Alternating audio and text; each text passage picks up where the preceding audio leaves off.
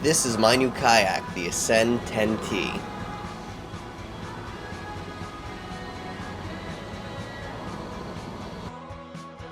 If you see my previous video, we fixed up a 15-foot fiberglass canoe that had multiple cracks in it, which we had to sand it, fiberglass it, repaint it, just to get it back in its original floating state. Just left the bass like a redneck. After that, I wanted to get a boat so I could go when I want. But the problem was my car doesn't have a hitch. So the perfect thing for me was a kayak.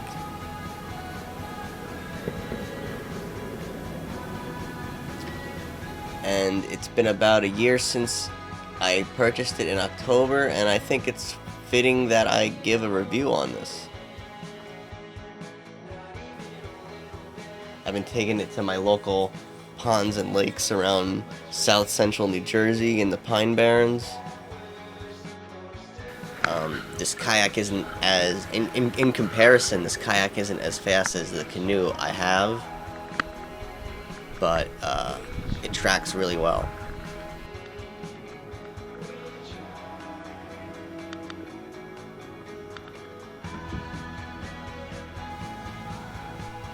I've had this kayak since October, and which is almost a year, and I think it's about time to give a review on this.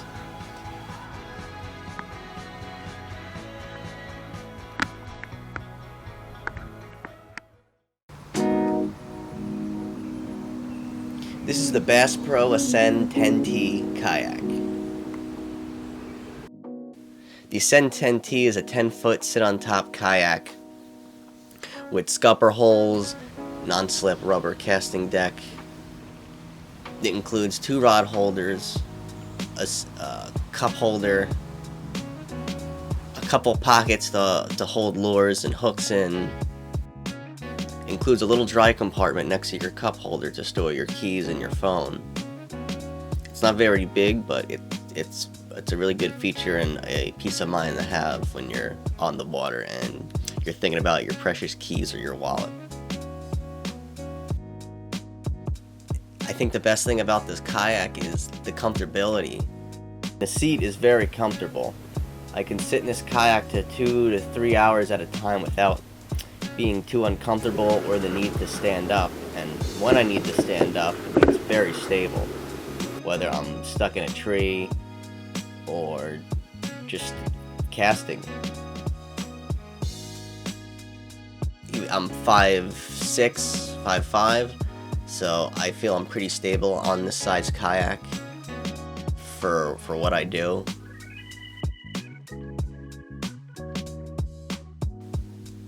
It's exceptional on calm days, but when it gets rough and windy, when you have the paddles on your lap, it likes to weather vane the kayak, whether you're sitting or standing.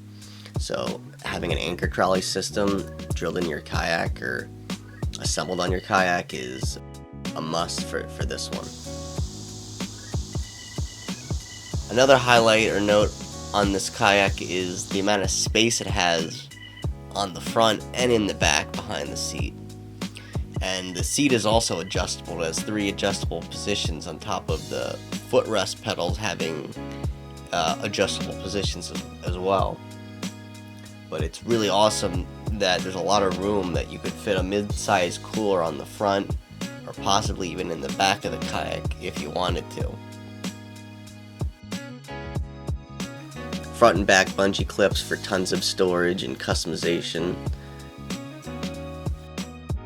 for whether you have a kayak cart or a cooler or even just a tackle box that you want to keep secured.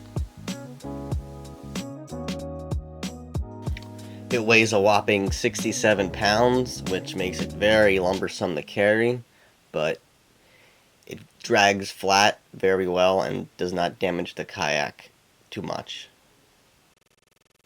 Overall, this is a great, durable, stable kayak. I would definitely recommend this for the beginner kayak angler.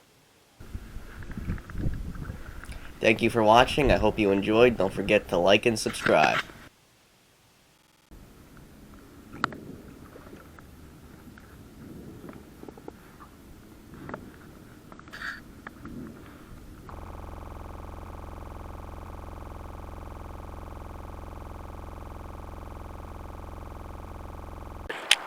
Yeah. What do you think? Do you think there's an advantage via boat on this? Because I do. If you're only on a couple 100-acre lake and you give a kayaker a handicap, that's a sucker bet.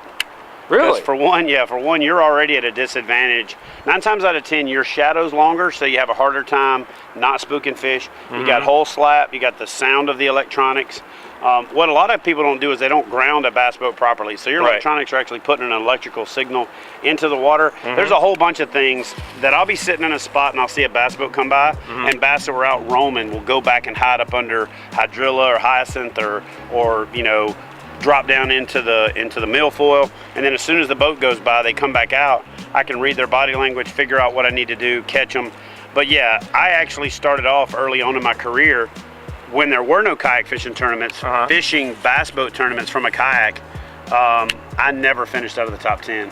Really? I fished Federation event that they let me in on in Virginia, and I was winning the tournament on day 1, and I got uninvited on day 2.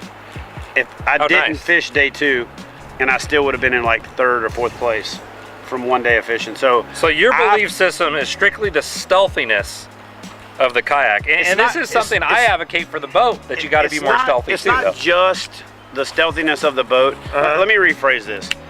A good accomplished angler on a boat versus a good accomplished angler on the kayak. Just taking any old person and putting them in a kayak is not going to flip a switch. Not going to count. Yeah, you still got to know what you're doing. Taking a regular person off the street that doesn't fish that much and doesn't have any experience in dropping them on a boat isn't going to make them a pro. But equal skill sets, equal experience, the kayak's going to kick the crap out of somebody on a boat on a 200-acre lake.